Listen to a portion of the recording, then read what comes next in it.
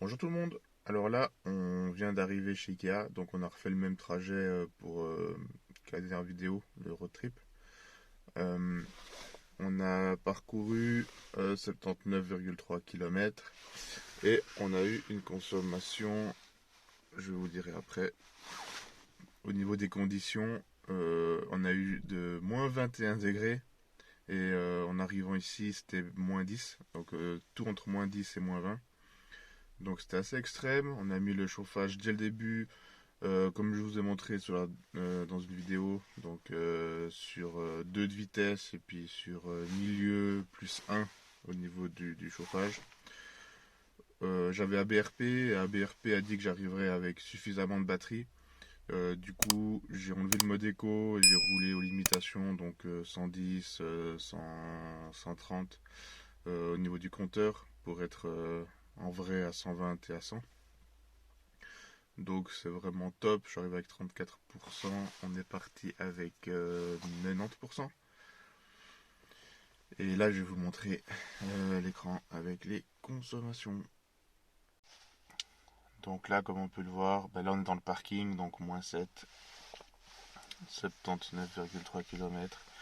Et on a 17 en moyenne, ce qui est haut. Par contre, comme je l'ai dit, j'ai pas roulé en mode éco comme je le fais d'habitude.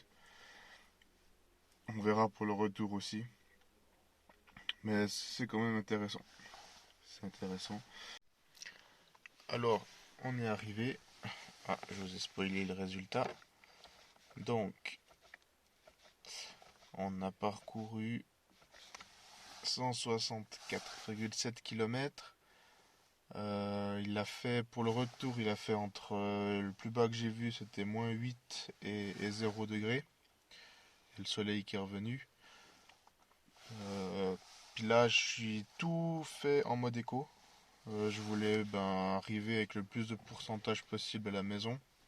À BRP, ils annonçaient 20% à l'arrivée. Donc économiser quand même 16%.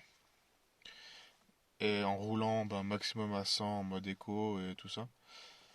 Et pour ces conditions-là, pour l'aller et le retour, on est à 17,4 kWh de moyenne. Donc je trouve que c'est pas mal du tout, sachant qu'on avait le chauffage tout du long. Donc je suis vraiment content. On a pu charger gratuitement à Ikea. Donc le trajet nous revient pas trop cher, quoi. C'est parfait. Grosso modo, j'ai utilisé. On est parti à 90. Ouais, à 90 à peu près. Donc 54% on a utilisé de batterie. Donc c'est top, quoi. C'est top au niveau des coûts. Incroyable. Bon, sur ce, je vous mettrai les chiffres de la dernière vidéo pour comparer un petit peu en fonction des fois où je vais à Ikea. Et puis voilà, à la prochaine. Ciao ciao.